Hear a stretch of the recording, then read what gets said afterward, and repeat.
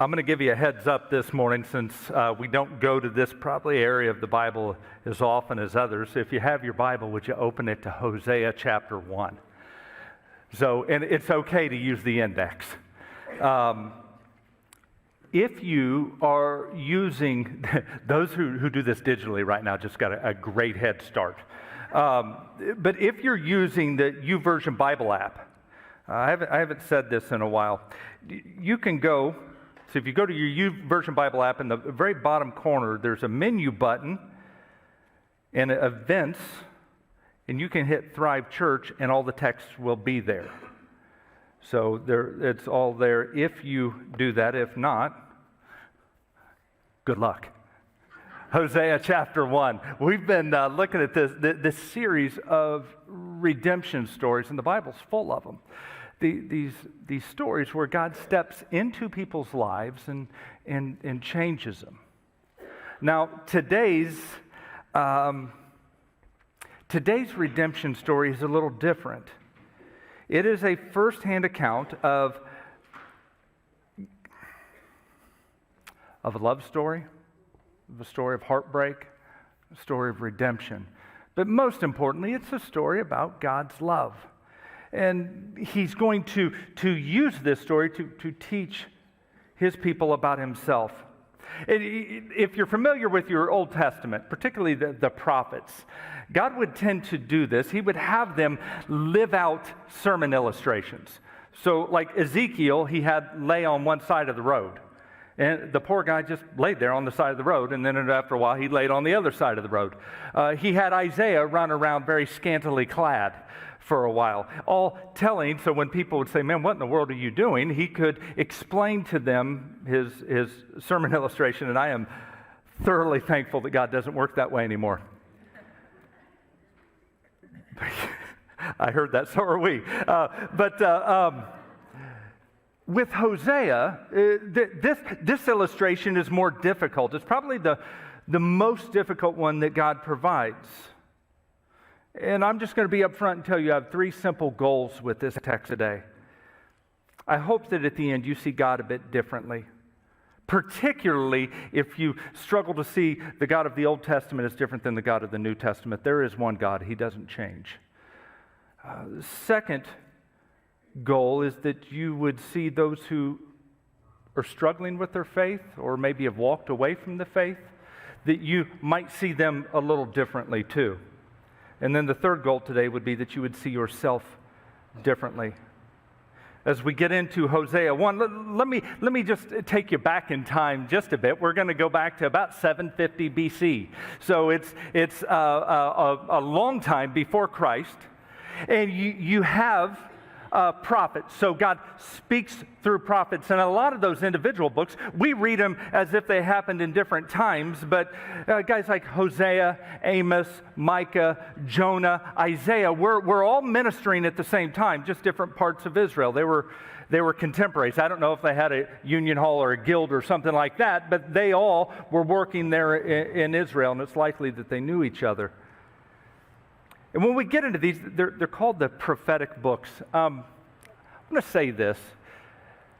We tend to, when we talk about prophecy in Scripture, we all want to look for it as if it's what is to come. So then we end up reading the news according to our interpretation of prophecy. The vast majority of biblical prophecy did not have to do with the future. It worked with like this. This is who God is. And this is how we should respond. Hear, O Israel, the Lord our God is one. This is how you should respond. So when you read the minor prophets and then Isaiah, you'll see that a lot. That's the pattern. It's not so much about what is to come. It's more about, hey, do you really know God, and how should you respond to Him? So today we're going to step into one of those prophetic texts. Hosea chapter 1. The word of the Lord came to Hosea, son of Beeri, during the reigns of Uzziah, Jotham, Ahaz, Hezekiah, the kings of Judah, and Jeroboam, son of Jehoash, the king of Israel. Okay, remember real quick that there had been a civil war at this point. So Judah is to the south and Israel is to the north. Verse 2, when the Lord first spoke to Hosea, he said to him, go and marry a woman of promiscuity and have children of promiscuity, for the land is committing blatant acts of promiscuity by abandoning the Lord. So he went and married Gomer, daughter of Diblaim, and she conceived and bore him a son. So the beginning of this is, it's a love story. It's, granted, a pretty odd one, but God says you're going to get married, and you know, we read the Cliff Notes version of it as Hosea is telling this story afterwards. I imagine what had to go through his mind when God first says, Hosea, I want you to get married. If you're a young man, you're thinking, this is going to work out pretty good. Because if God is choosing my wife, right on, right on. You know, this is going to work out well for me. Who better to pick your wife than God? That all changed, though, when God unveiled a bit more of the plan. And honestly, the Hebrew on this is very, very blunt. I'm just going to say it this way. His wife, he was to marry this gal of that oldest profession. That is exactly who he was to marry. And added to that, her name is Gomer, for goodness sakes. If you're Hosea, I'm just trying to picture him processing this, because there were laws against that. And he's like, God, I like the fact that you want me to get married. I'm not so sure about the part about marrying a prostitute. I mean, really, there were laws against that. And on top of that, you want me to marry a woman named Gomer. What kind of woman's named Gomer? And every bad preaching joke in the world came because her dad's name is legit, Diblaim. Who's Diblaim? Get it? There. At least I thought it was funny. But if you're Hosea, you go, what business? I don't get this. What business does the divine have with the devilish? The two don't seem to go together. Perhaps Hosea in his prayer life needed to be reminded about the nature of his relationship with God and who the senior partner was. Either way, Hosea would have to go to Gomer's family and they present gifts. There would be a betrothal and then a marriage. And that seems to be, it seems that there's probably had a decent marriage for a while. There's just nothing there in the text. They have 3 kids, and this is where this story just keeps getting more and more odd. The first one, he said, I want you to name Jezreel. We don't really get that because we don't live there. But Jezreel was a very, very painful reminder of the past. It'd be like saying, hey, I'd like for you to name your child Twin Towers, World Trade Center. Or better yet, why don't you just name the child Slaughterhouse? And so you've seen how this worked. They would take the child to the temple and present this child on the 8th day, and here's our baby. What's the baby to be named? Slaughterhouse. You go, oh, really? You thought that was a good idea? That was son. The second one comes along as Lohurama. Again, God is using Hosea's life to tell a story, because that name just means no compassion. Honestly, between a parent and an infant, that's the most unnatural of relationships. And he says, you're going to name this little girl No Compassion. Something in this relationship must be terribly broken. Third child comes along, Lo-Ami. Possibly the most painful of the names, because the name just basically means that's not my kid. That's not my child. So here's this young family. Jezreel, Slaughterhouse. No Compassion, second child, and third child. That's not my kid. The family situation just continues to deteriorate as you read on. Chapter 2, verse 2, it's almost like he's pleading with the children to tell mom to stay. Don't take off. I have to imagine their lives were just like ours. They're complicated. When Gomer married Hosea, it's not like her old life just went away.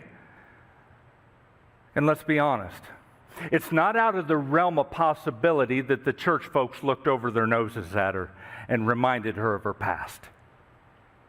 That's a very strong possibility. It's possible that she got caught between an awful push and a terrible pull. And I have to imagine, wasn't a pop, it was more like a slow leak. Maybe she stayed out all night one time, and then she was gone 2 or 3 days the next time. And then suddenly, she's just gone altogether. And Hosea, who's doing what God had asked him to do, has to live out the day-to-day pain of Gomer's absence with little slaughterhouse, no compassion, and not my kid, running around asking, where's mom? I told you this was a different story. Look at, but here, hold on, before we go, because here's the most important part of that. Hosea, like God's love, simply won't let go. Skip ahead to chapter 2, verse 7. Hosea writes this, she will pursue her lovers, but won't catch them. She will look for them, but not find them. Then she will think, I'll go back to my former husband, for then it was better for me than now. She doesn't recognize that it was I that gave her the grain, the new wine, and the fresh oil. I lavished silver and gold on her, which they used for Baal. In other words, if you just take that, as she leaves, she's continuing to follow that life, to quench an ever-growing fire by chasing those passions until she hits the bottom of the barrel. And at long last, she remembers, Hosea, well, it was better when I was living with him. She didn't know that it was Hosea that had been taking care of her all along. In other words, he'd been paying for her lifestyle. I have to imagine that was a very awkward conversation. As Hosea went to the house and said, hey, I've heard it, is Gomer, the daughter of Diblaim, staying here? What's it to you? No, I don't want trouble. I just want to make sure she's taken care of. Imagine what that had to be like. Because honestly, love can be wonderful, but love can be humiliating. And that's what Hosea is forced to live out. And here's Gomer. At this point, she's sunk to the bottom. Verse 14. Therefore, I'm going to persuade her, lead her to the wilderness, and speak tenderly to her. There I'll give her back, her vineyards back to her, and make the valley of Achor into a gateway of hope. There she will respond as she did in the days of her youth, as in the day she came out of the land of Egypt. In that day, this is the Lord's declaration. You will call me my husband and no longer call me, says my Baal, or that could be translated, my master. You won't call me master anymore. You'll call me husband. Therefore, verse 14, I know I've said this 100 times. When you come to therefore, what do you ask? What's that there for? Okay, so in light of everything that she's done, okay, God, remember, God's setting this up. He's had Hosea live out this reality of a broken home, of attempting there to be love, and she doesn't just go off, she goes and revels in it. Therefore, in light of her wrongdoing and in light of his love, he decides to win her heart again. And let's be honest for a second, that sounds unreal. It doesn't even sound natural. And that's because we're molded by sin. We're molded by selfishness. We're molded differently, but God's love is altogether different. And here, to the original audience, the one that would have read that, being reminded of the Valley of Achor had weight to it. For our Marine friends here, it'd be like me saying Bella Wood. It takes you back to a place. It reminds you, or if I said 9/11, those types of heavy memories. You see, the Valley of Achor was one of the gateway to the Promised Land. They had come in and fought the Battle of Jericho, or really, God fought the Battle of Jericho. And then they were supposed to go to this little town called Ai. Oh, but sin had affected the plan, and they took a whooping at Ai. The Valley of Achor became the Valley of Trouble. What should have been a place of hope became a place of trouble. And it became a place of judgment, a place of loss. Sin had led Gomer into judgment and loss, but there in her trouble, a door of hope was about to open. You're familiar with the parable of the prodigal son. It's when the boy goes off and he finally gets to that point where life is just, well, it's just gone, isn't it? There he remembers, man, back at my dad's house, if I could just be one of his servants. Oh, but he didn't know his dad's love. That's the story here. Is as she gets into this terrible place, oh, God's really just opening the door for her. And he still works that way. Sometimes when we persist in having our way, like the dad in the parable of the prodigal son, we have to just say, okay. God says, okay, I'll take my hands off. You persist that way. And once we get to the bottom, and once we feel the consequences of our choices, we experience that Valley of Achor. Every parent who's watched their child walk off gets that feeling. Oftentimes it's in that dreadful place, though, that God opens a door.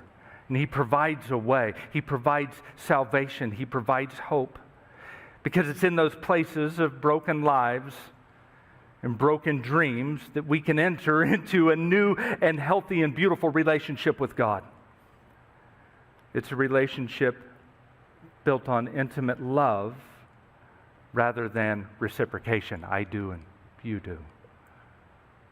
He says it'll be so much different that she'll call me husband this time. Not like I own her or something like that. The whole relationship would be different. And if you go on and read that, now what he's talking about is what will happen.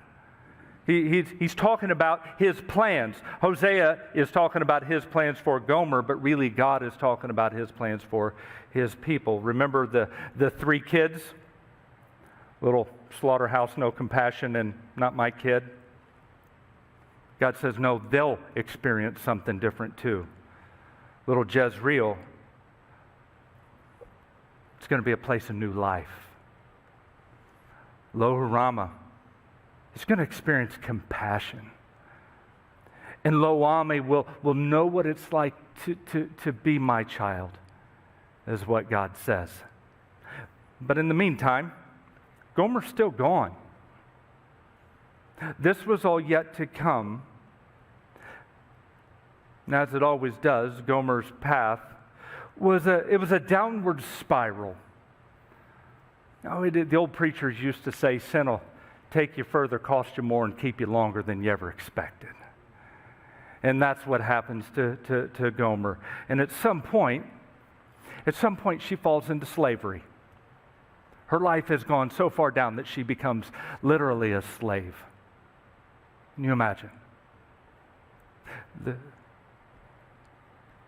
The marriage that God put together for a picture now she's a slave. And the historians tell us that in this time, what they would typically do is strip the person naked and make them stand there before their bidders. It's the most shameful of pictures. And I wonder, how did Hosea find out about that? Did somebody come and tell him? Hey man, I think I just saw Gomer. You're not going to believe this. We haven't seen her in forever. She looks pretty rough. She's at the slave sale today. And I wonder what even had to go through Hosea's mind, the anger of it, saying, God, you're the one that put this together. Truthfully, you're the one that broke my heart. You're the one that caused this.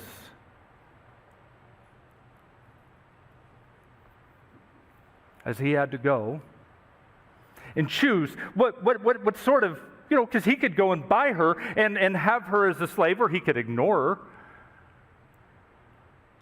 Look at chapter 3, verse 1. Then the Lord said to me, go again, show love to a woman who is loved by another man and is an adulteress, just as the Lord loves the Israelites, though they turn to other gods and love raisin cakes. That's not a fruit snack. That's something that had to do with their worship. So I bought her for 15 shekels of silver and 9 bushels of barley. Imagine the indignity of having to watch other people bid on your spouse. Imagine what that scene had to look like. Because at the end of it, Hosea still loves her. And that's what makes this so much more difficult. He even makes the point to record exactly what he paid. At this point, honestly, it's hard to figure out what all that, equated to. But it's this. It's a bunch. He gave everything that he had. It was substantial. He was willing to pay whatever it took to remove her indebtedness, to give her freedom. And imagine what the crowd had to be thinking. What were they murmuring? There's Hosea. He's going to get his justice today. Good for him. But they don't know what's in his heart.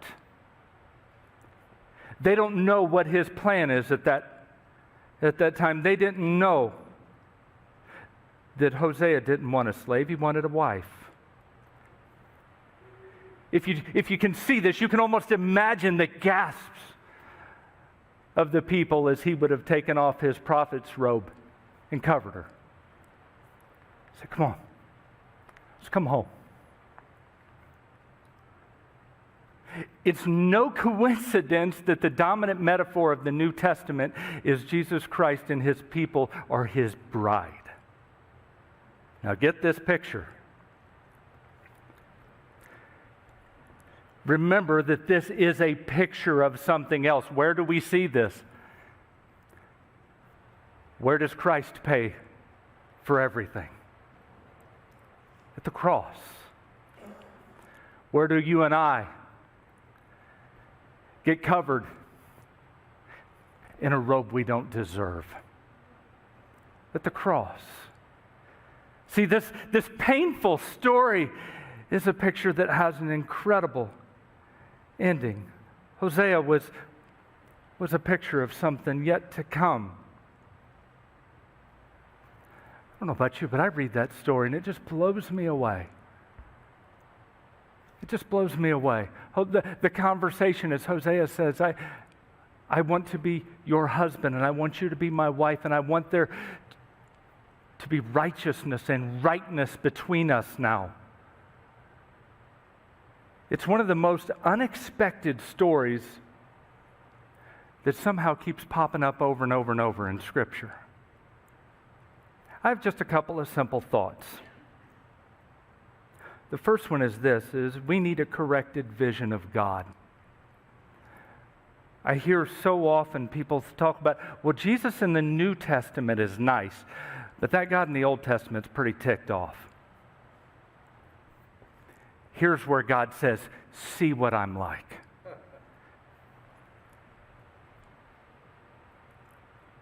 He doesn't compromise, but he leads with love. It's a very different picture. And this is one that God intentionally sets up so people would see what his heart is really like. Does this picture of love just seem odd? Remember this, the God of the Old Testament and the God of the New Testament are identical. He is the same yesterday, today, and forever. If you want to know how God's love is, look at this picture. You'll see him new. God's love for his people, for you and for me, is spectacular in every sense of the word. Every sense of the word. It's breathtaking. It just takes you back and you go, I can't imagine that that's even true. It's marked by commitment. It's marked by affection. It's marked by action. Who's the one who takes all the action in this? It's God. Who's the one heading to the cross? It's God. I'd like for you to hear some verses. We use these verses in weddings all the time, but really we don't use these verses right. And today I'd like for you to hear this verse and think of God. 1 Corinthians 13. Love is patient. Love is kind. Love doesn't envy. It isn't boastful. It's not arrogant. It's not rude. It's not self-seeking. It's not irritable. It doesn't keep a record of wrongs. Love finds no joy in unrighteousness, but rejoices in truth. It bears all things, believes all things, hopes all things, endures all things. Where have you seen that lived out? You know, like I said, we put that in weddings, but honestly, the love in my heart doesn't always reflect like that. There's only one that really reflects that right. It's God. When we see God, when we think about who he is, this is who he is.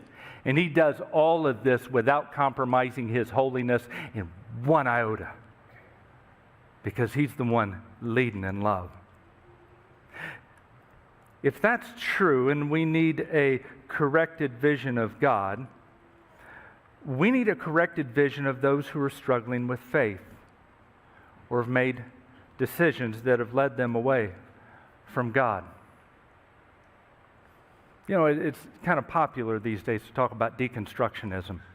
I've outgrown my faith.